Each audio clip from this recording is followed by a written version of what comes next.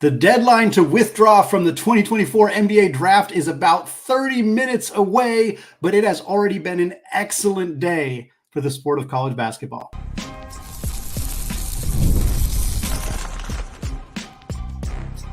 You are Locked On College Basketball, part of the Locked On Podcast Network. Your team every day.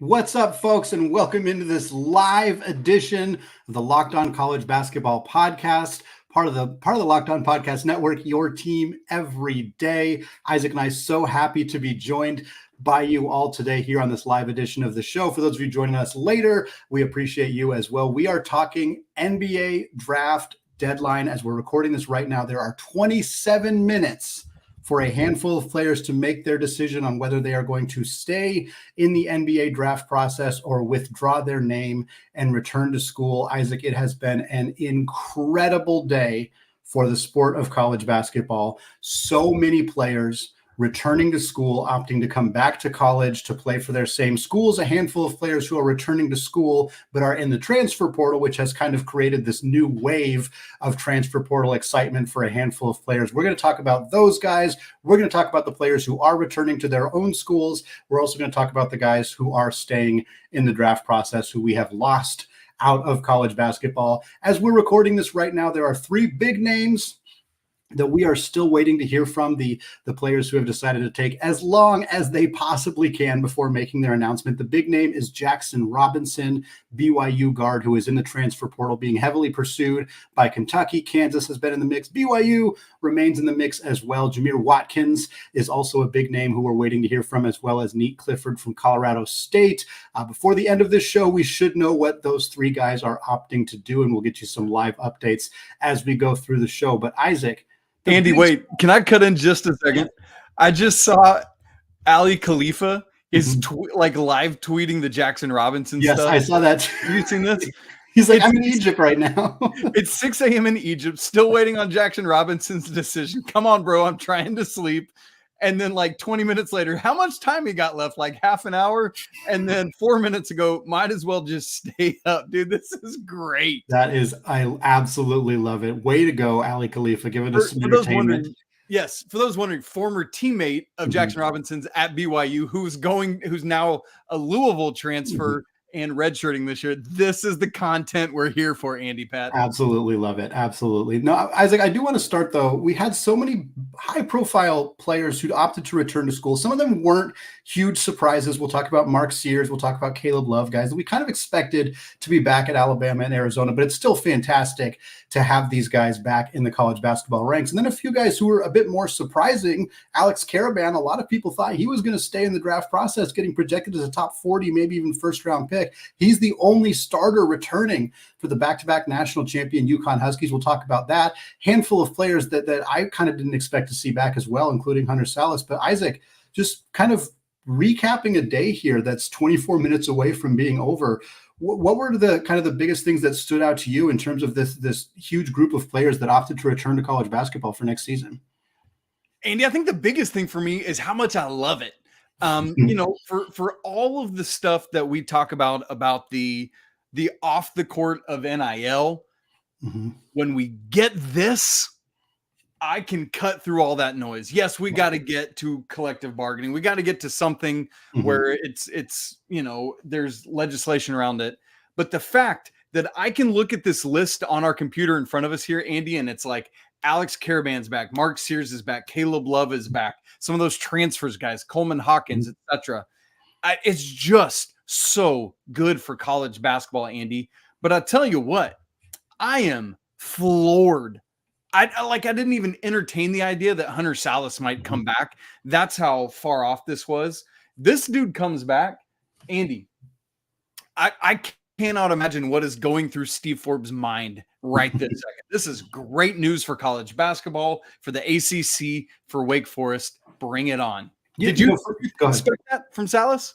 Yeah, no, I did not expect this at all. And I think one of the narratives that we've heard so much is the relative weakness of this current draft class. And I think a lot of the conversation has been, well, this guy's probably going to stay in the draft class because next year's class is going to be stronger. And they're maybe going to have a better chance of getting drafted this year. And to an extent, I think that was true. I also think the narrative around the draft class is a little bit misleading.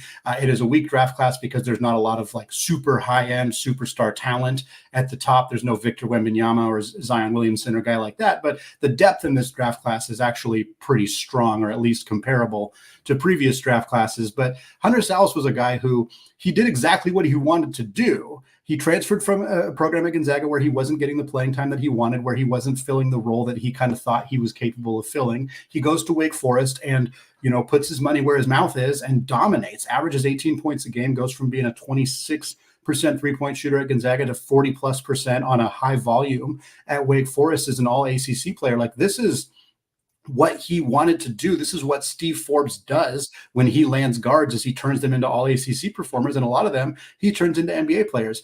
I don't know what scouts and general managers and et cetera told Hunter Sallis. I also don't know what Steve Forbes and Wake Forest offered Hunter Sallis. So I can't really comment on whether it was a good or bad decision, but I will say that it was a surprising decision. I thought that he was very likely going to kind of parlay his successful season at Wake Forest into the NBA this year, but he comes back, he runs it back again. I think that this is a really, really good news, of course, for Wake Forest as they look to get into the NCAA tournament after narrowly missing last year. And I'm happy and excited to see Hunter Sallis back and in contention with RJ Davis and others for that ACC Player of the Year next year.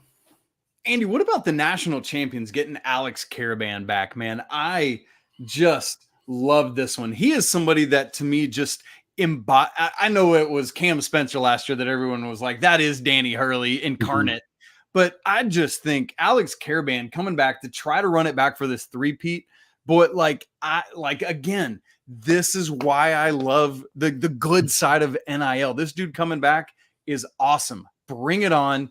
Can UConn do this, Andy? Is there a world in which you see Alex preseason first team All-American? Probably, I would imagine. Big East preseason player of the year candidate. He could be the dude at UConn next year. Yeah, I'm really excited about this for UConn. I think we've seen a really inflated narrative now that he's back. Like, a lot of UConn's going to be the number one team in the country. I'm a little bit more cautious about UConn right now. I do think that Danny Hurley's ability to develop talent means that we shouldn't knock like Samson Johnson and Hassan Diarra and some of those Solomon Ball like guys who were bench players last year. They're going to step into bigger roles, and I think that's going to work out well. I'm a little bit less optimistic about Aiden Mahaney's fit, Terrace Reed. I think those guys are good, but they're not going to be, I don't think that's Cam Spencer and Donovan Clingan 2.0 necessarily, but this team is significantly better with Alex Karaban back. He is a 6'9" forward who can space the floor. He's a winner. He is a bulldog. He's got that Danny Hurley mentality, like you said. I'm excited that he's back. How many guys win back-to-back national championships and have what looks like a pretty clear path to being at least one of the first 45 players selected in the NBA draft? How many of those guys return to school? It does not happen very often. This is really cool for our sport. It's really cool for UConn. It's really cool for the Big East. I'm not ready to crown them the favorites to win the championship in 2025, but this gets them a lot closer. Okay, the other one is a team that was with them in the Final Four, Andy. Alabama gets back Mark Sears and Jaron Stevenson. As you said, I think we expected both of those results. But this is a team that is loading up. They've got Cliff Omori in from Rutgers, who was, where they were really kind of sorely lacking last year. Okay, Alabama. There's a real world in which we have to consider them a preseason number one, but definitely preseason top 5, right? Yeah, I think they might be my number one right now. They might be my number one. Kansas is in that conversation. I never really thought they were going to get Johnny Furphy back. Had they, and we'll talk about him a little bit later, but had they got him back, I think that maybe changes this conversation. But for Alabama, they add Aiden Holloway, who I think is a potential breakout candidate in year 2. They add Houston Millett from Pepperdine. Those are 2 very talented guards who I think are going to fill valuable roles. And they also get Mark Sears back. They also get Stevenson back. They get Cliff Omoruyi in the front court for this team. Getting, like you said, a desperately needed addition. Grant Nelson's back. This team is deep. They are talented. They were very good last year. Still a little concerned about the defense, and less so, especially with some of the additions they've made. I think they've improved in that area. I have a really hard time seeing how they could be lower than third off the top of my head. There's no way I can think of 3 teams that are better than them going into next season. I expected Mark Sears to come back. I expected Stevenson to come back, but now seeing the full picture, a full look at their roster, yeah, they're going to be a tough out next year in the SEC, no doubt. Andy, I guess probably the biggest other player returning to his same school we haven't touched on yet is reigning Pac-12 player of the year, last Pac-12 player of the year ever, I guess I should say, Caleb Love, coming back for a 5th year of college basketball. Arizona moving to the Big 12. And also, ironically enough, his former backcourt mate, RJ Davis, doing the same thing, returning for a 5th year. That's wild. Caleb Love in Arizona. Andy, as you said, kind of thought what's Caleb Love going to do? The NBA prospects aren't wild, but I mean, do we expect the Caleb Love experience to continue, as you and I often talk about, kind of the roller coaster ride? Can he finally find consistency and efficiency in year 5? What are you expecting from Caleb Love in year 2 under Tommy Lloyd's system? I think a lot of the conversation that has been had about these players who are returning to school, we talk a lot about the immobile bigs, the non-floor spacing big men, the Armando Baycots, the Drew Timmies, who are they're staying in school because they're not really NBA prospects, but they're dominant college players. There's a kind of another subset of players that I think falls into that group, and it's kind of the undersized combo guards, guys who aren't true point guards necessarily, but who are not over 6'5". And it's those guys aren't making the NBA, but they're dominating in college. Caleb Love is one. RJ Davis is one. Mark Sears, to an extent, is one, although he's more of a point guard. But still, I think that's an area that we're seeing a lot of successful college players staying in college because of that. And Love's a guy who, I kind of get why he's not going to the NBA. I think he's a 2-way contract guy. I think he's maybe an end of the bench guy, but I don't see him sticking in the NBA, not because he's not talented. He just doesn't really fit the modern NBA style. So to me, I'm not surprised that Caleb Love's back. I'm thrilled to see what he's going to do in the Big 12 next year. He'll be an ACC, Pac-12, and Big 12 player before his career is over. That's really fun.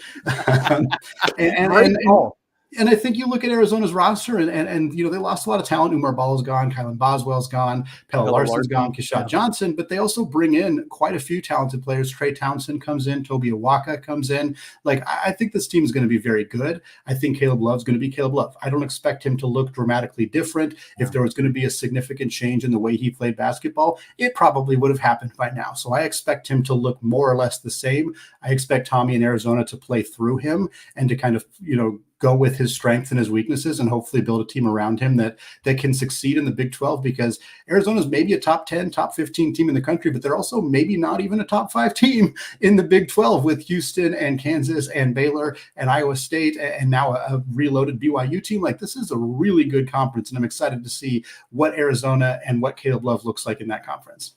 Yeah, agreed. That's a good word, Andy.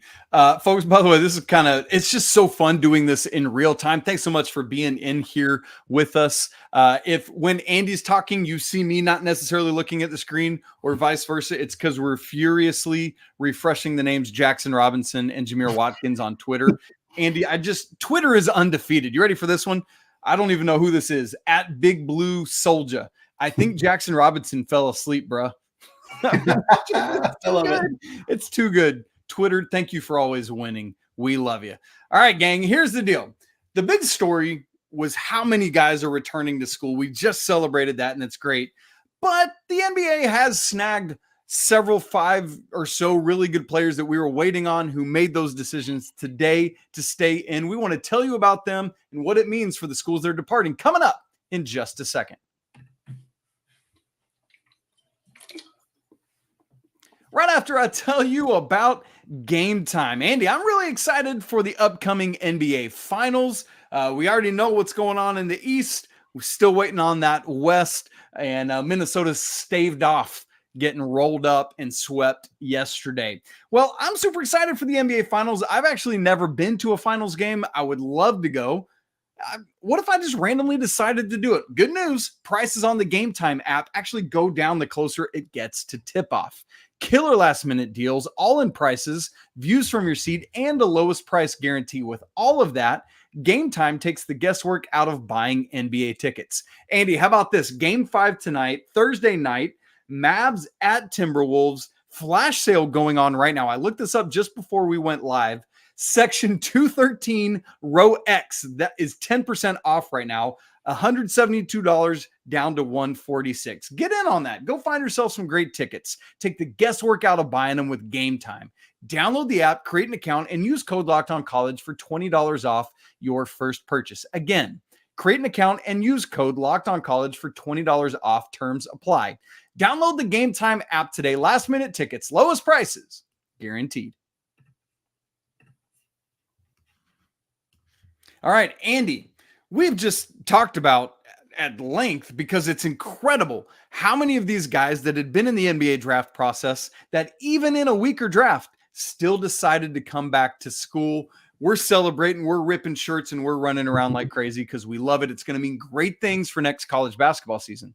But of course, the NBA does need 58 guys to draft this year, right? We're down 2 teams. Yes. Okay, yeah. But so there are several guys that stayed in. Andy, I just want to name these off, and then I want to see where you want to take it.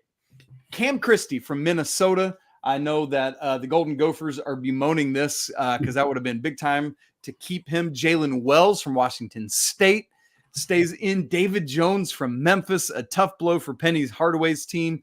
DaRon Holmes from Dayton. I think we expected that, along with Johnny Furphy from Kansas. And what a glow up from Furphy. This time last year, Andy, I had literally never heard the name Johnny Furphy. And all of a sudden at the FIBA under 18, it's like, oh, have you seen this dude from Australia? He's a baller, and now he wants to come to college.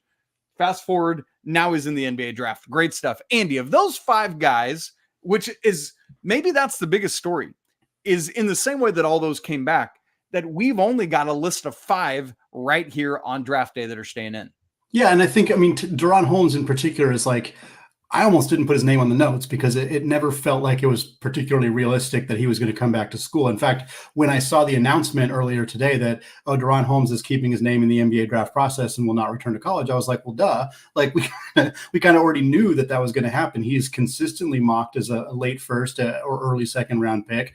It never really felt super realistic for him to return to school. And I feel somewhat similarly about Johnny Furphy, in part because he did well enough last year to put himself in that conversation. The NBA still really values age, and he's quite young, and in part because Kansas pretty clearly worked to replace him on the roster as soon as the offseason started. They added Riley Kugel and then lost Riley Kugel, in part because they also added A.J. Storr, and they added Rylan Griffin from Alabama, and they added Zeke Mayo from South Dakota State. And with Marco Jaxson coming back, and with KJ Adams and DeJuan Harris coming back, like it just felt like there wasn't an obvious, like they would have taken Furphy back happily, don't get me wrong, but it felt like they were preparing for life after Johnny Furphy. And so those 2 guys in particular, Holmes and Furphy, it kind of felt like they were more obvious candidates to stay in the draft, which means that we're really not even talking about that many stunners. I think of this group, the most surprising player who is not returning to school is probably David Jones. He was one of the more 50-50 candidates. He didn't perform very well at the combine, which is why a lot of people thought that he was going to return, that he was going to return to Memphis for a final year. He's a guy who was kind of inconsistent in his career, started at DePaul, was good there for his second year, was at St. John's, was good, but not great there. And then he goes to Memphis, but he was really good last year, nearly 22 points per game, shot 38% from 3, something he had not done earlier in his career. He would never shot over 30%. So I think being able to again, he's kind of the guy who took advantage of hey, it's a weaker draft class. I exploded last year offensively, 22 points per game on 38% shooting. There's not a lot of guys who do that in college basketball. And so I think for him, he wants to capitalize on that momentum, stay in the draft process. I don't blame him. It's a tough loss for Penny, but they've added a handful of players already in the portal. I think if the biggest surprise player staying in the draft is David Jones, and this is not me being disrespectful to him at all, but if that's the biggest player that you're losing that you didn't expect to lose, that's kind of why it feels like this is an overwhelmingly positive day for the sport of college basketball. A lot of big names coming back, not a lot of guys leaving that we didn't expect to be leaving. And I think David Jones fits in that category. Wells and Christie, tough losses for their respective programs, not exactly like big time national names. Hard to blame Wells. when Wazoo loses their coach and they move from the Pac-12 to the WCC. Every single scholarship player on Washington State entered the transfer portal or graduated. So I never expected Wells to be back at Wazoo anyway. He did well in the combine. I'm not surprised he's gone. This is a very talented group of players and certainly losses for the sport of college basketball, but nothing on here that really shocked me in any significant way. Yeah, I think that's all really well said, Andy. And, with some of these guys, I would like Jaylen Wells. I was like, you think it's just in his head. Maybe he might decide like, hey, this would be good. And I'm going to come. Oh, it didn't happen. We lose these 5 guys, Andy. I don't think there's really too much more to say on any of them than what you already said. And frankly, for us in the college basketball, the bigger conversations are the ones we need to have next anyway, about the guys who are coming back to school, but are in the transfer portal. And so I'd rather probably go there anyway. Yeah, well, and let's do that. Let's do that. Let's talk about those guys, because what fascinates me about this group of players returning in the transfer portal is that many of them are forwards, and I think it's going to be really impactful for teams like John Calipari, Arkansas, or Roddy Terry's Texas team, or maybe North Carolina if they decide they want to make some more additions. And I want to talk about what these players who are in the transfer portal could mean for college basketball as we get another wave of transfer portal excitement. And we're going to get into that in just a second.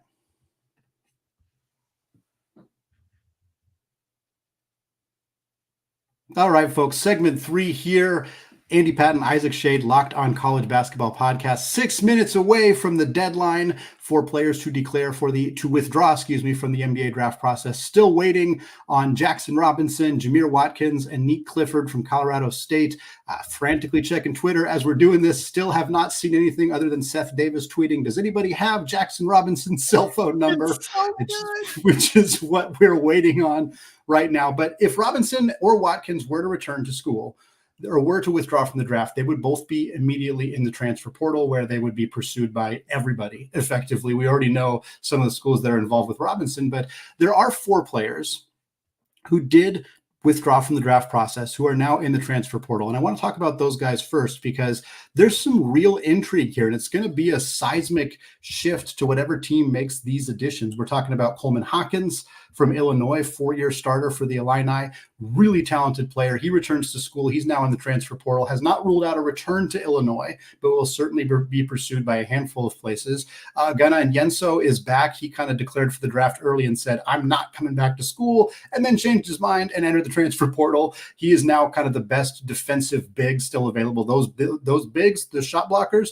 have been getting paid money in the NIL era. So I think that Onyenso made a good choice to come back to school, potentially beef up his income and find a place where he can play some more minutes. Arthur Kaluma is back from Kansas State. I thought he would stay in the draft. I was a little surprised to see him return. Had a solid career at Creighton, was good last year for Jerome Tang and the Wildcats. And then Garwel Dual, not surprised by this one.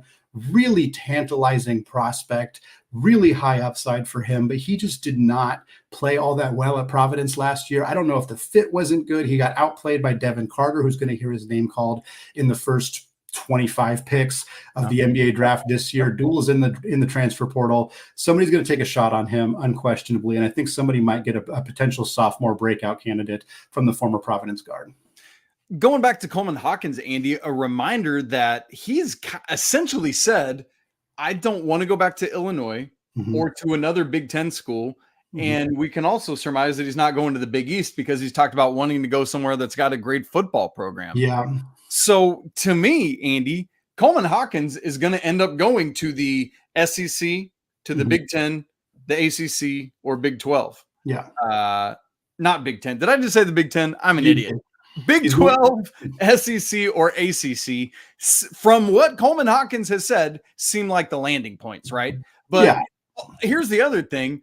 There was a tweet that came out from Aaron Torres that says, per a source, Coleman Hawkins' agent has already let schools know he's looking for a payday on par with great Osibor, by the way, who followed Danny Sprinkle to Washington and got a reported $2 million bag. And then at the bottom of that tweet, in other words, if you're not ready to pay, don't call. And Andy, that's going to be a storyline now and forever until we get some sort of collective bargaining, unionization, whatever we got to do. This is going to continue to be the storyline. Don't call me unless you're ready to unless you've got a big bag and you're ready to drop it.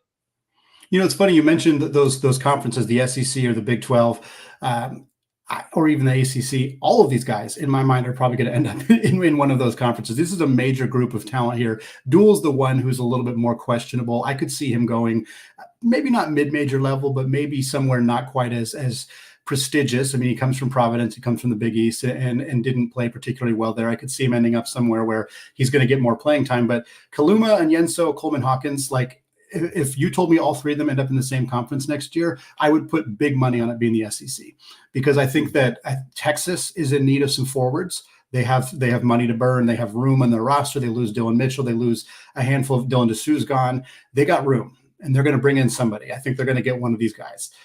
Arkansas, I think Coleman Hawkins is a wonderful fit at power forward for this Arkansas team. If they don't get Trevin Brazile back, which I know is if he could return to Arkansas, although he'd be playing for a different coach. But if they don't get Brazile, I think they get Hawkins or Kaluma. They got to get one of those guys to kind of fill that role alongside Jonas Adu in the front court for Coach Calipari.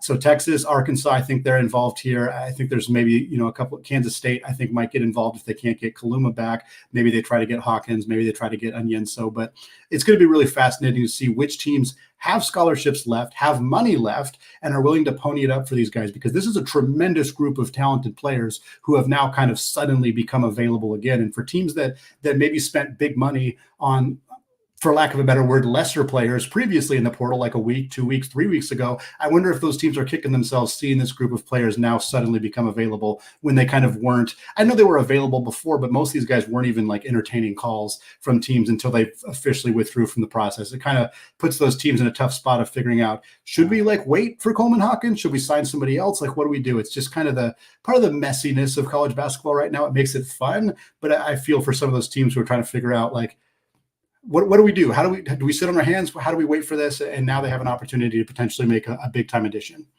Andy, it's funny, in real time right now, I'm texting with our buddy Cameron Salerno, who writes for CBS. He's actually in real time working on his landing spots for Coleman Hawkins article. Yeah. And we're just talking about it. And he said, for me and from people I'm talking to, Arkansas and North Carolina are 1A and 1B for Coleman Hawkins. I had actually just pitched our Texas pitch to him, and he likes it and is going to put it in his article. Nice. So I love this synergy in real time between us and CBS here.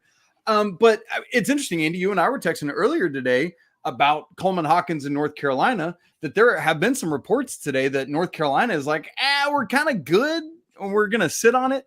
But I had also heard from one of my sources very close to the program that they're not officially done. So Andy, this is the landscape of where things are, and it can turn and change in literally a minute. So I got one for you, Isaac. Bring it. Jamir Watkins is coming back to school. He is now in the transfer portal. He becomes, along with the rest of that group right there, he becomes one of the most highly touted players available in the transfer portal. I'm not surprised to see Watkins coming back. Jonathan Gavoni at Draft Express tweeted this, that he says Watkins withdrew from the 2024 NBA draft just prior to the 11:59 p.m. deadline. A source told ESPN the former Florida State guard is one of the top remaining players in the transfer portal. Again, I think he's going to end up at one of the premier programs in college basketball. Off the top of my head, I have to think about teams that are needy for a player like him, but certainly somebody who's going to make a big impact for somebody next season. Well, yeah, Andy, I mean, I think it's right in that conversation of what you were just talking about with Hawkins and Kaluma and Onyenso, because Watkins is somebody that can really play a 3 or a 4, depending on the personnel around him. Mm-hmm. I think he's probably more of a 3-4 than a 4-3 from, just from a measurable standpoint, from a skill set standpoint, but is a great small ball 4. And I think is going to be a prize for some team. And Andy, this just further confirms what we had talked about at the beginning of the show. Again, another player deciding to pull out that could have been a pick, I think, and is coming back to school. Andy, this is so great for us. Yeah, 100%. I'm a big Jamir Watkins fan. I think he's going to make some team very happy. And on the topic here, while we're still waiting to hear something on Jaxson Robinson, I want to mention another Florida State piece of news that happened that we haven't gotten to yet. Baba Miller If that name sounds familiar to you and you don't watch Florida State basketball, it's because he was an extremely highly touted prospect coming out of Spain. He's been at Florida State the last 2 years, had some injury issues as a freshman, played well last year, but like, again, everybody at Florida State only plays like 20 minutes a game because of the way that they rotate players in and out. Right. Miller's a really long, really lanky defensive prospect who didn't do a lot of scoring. Well, he pulled out of the draft process earlier today, but he actually announced his intention to transfer to Florida Atlantic. The Owls picking up a huge addition in Baba Miller. I'm really excited about what new coach John Jackas can bring to Florida Atlantic, replacing Dusty May. Obviously, they lose John L. Davis. He goes to Arkansas. They lose Elijah Martin to Florida. They lose Vlad Golden to Michigan alongside their coach, Dusty May, also at Michigan. So there's a lot of work to be done, but Baba Miller is a tremendous front court addition for this team with his length, with his athleticism. They add Kai Tandy, who's a fantastic guard at Jacksonville State last year. They got Leland Walker coming in at guard from Eastern Kentucky, Caleb Glenn from Louisville. Like, this is a team that's made some really good additions. I'm really excited to see how they can compete in the AAC, and watching Baba Miller play at that level with that team, I think it's going to be really, really fun. I think there's a chance he's a real breakout candidate in college basketball next season. Ooh, Andy, that's fun. Baba Miller's one of these players that every time like I'm preparing a scout for a game and I'm like, oh man, this team's playing Florida State, got to watch out for Baba Miller. I feel like he's constantly underwhelming me because it's like the skill set, the size, everything he's got, and then it just doesn't happen. And so I'd love for him to go to FAU and put it together and be an absolute dude. So we'll watch for that. Okay, Andy, it is now after midnight on the East Coast, and we still do not have a public declaration from Jaxson Robinson. So Big Blue Nation, I know you're freaking out right now, as is BYU. I'm sure our great hosts of Locked On Cougars and Locked On Kentucky are going a little Lance and Jake are ready to go to bed, I'm sure. So thankfully for Jake, he's in Mountain Time, right? Utah's in Mountain Time, right? Yeah, they're Mountain Time. So it's only 10 o'clock his time. Poor Lance is he's actually in Eastern Time, I believe. So but here's the thing, folks. Here's what you got to remember. Just because we don't have a public statement doesn't mean anything. All that has to be done is the paperwork has to be in one way or another with the proper things. And as long as that has happened by 11:59 p.m. Eastern Time, that's good. And so this news can and will trickle out probably tomorrow, maybe Friday, whatever it is Jaxson Robinson has decided to do, whether that's staying in the draft, pulling out and transferring, pulling out and coming back to BYU. Going to be really interesting to watch, Andy, unless you've refreshed it while I'm talking and news has broken. I have refreshed it so many times, and there are plenty of hilarious tweets about Jaxson Robinson, but there is nothing indicating what he has chosen to do. Obviously, like you said, if he had paperwork in and he did get it done in time, then he could have potentially withdrawn. The general consensus, most people are assuming that this probably means he's staying in the draft. I wouldn't automatically assume that. It does not necessarily mean that. But it could mean that. That certainly could be the reality here, is that he's deciding to stay in the draft process. Robinson in particular is a player that I think for Kentucky, he would really be a nice fit at that 2-3 spot for them, really kind of add some depth alongside Brea and Creasa and Lamont Butler and the guys they've brought in, kind of be a go-to scorer type. If they don't get him, if he stays in the draft process, I'll be curious what direction Kentucky would turn, if they would look for somebody like Kaluma or some of these other options that are there. Wooga Poplar is somebody who's been connected to them a little bit as well. So still some talent out there, but Jaxson Robinson, man, he'd be a really good fit in Lexington. So we'll see if we get any updates tonight. If not, Friday's show, Locked On College Basketball, I'm going to be taking that one. We will be talking about Jaxson Robinson if we don't get to it tonight. And Andy, who would remind me, because there were two guys that Kentucky was focusing on, Jaxson Robinson and somebody that Big Blue I think Poplar was the other one, or Lanier. Chaz Lanier was the other one. That's it. And so that's what I was going to say. If Kentucky winds up not getting Lanier or Robinson, I think Big Blue Nation is going to freak out a little bit, but Big Blue Nation, I'm talking to you right now. Don't lose your minds. Don't lose your heads. It's the transfer portal. We just talked earlier about how Johnny Furphy, we didn't even know his name this time last year. He became a starter at Kansas. Maybe they'll go after Watkins. That could be kind of fun. He's not the, because we've talked about they need a lead dog scorer. I don't know that that's he's not that. But they do have 2 scholarships. I don't think they're going to use them from talking to sources. I think they want to just use one, but Andy, man, I don't know. There's a lot out there. Well, we should probably wrap it up today. We're already over 32 minutes here, so we're going to wrap this thing up. Maybe we'll get an announcement while we're doing the closing here on the show. But thanks so much to those of you who have hung out with us here live. This was very fun, at least to get an opportunity to react live to Jamir Watkins. We were hoping to get a reaction about Jaxson Robinson, but we have not done so yet. So we'll see if anything comes there. But we'll be back on Friday. We'll cover Jaxson Robinson. We'll cover Jamir White, or we'll cover more about some of these other guys. We'll cover Nick Clifford from Colorado State, see what decision he makes.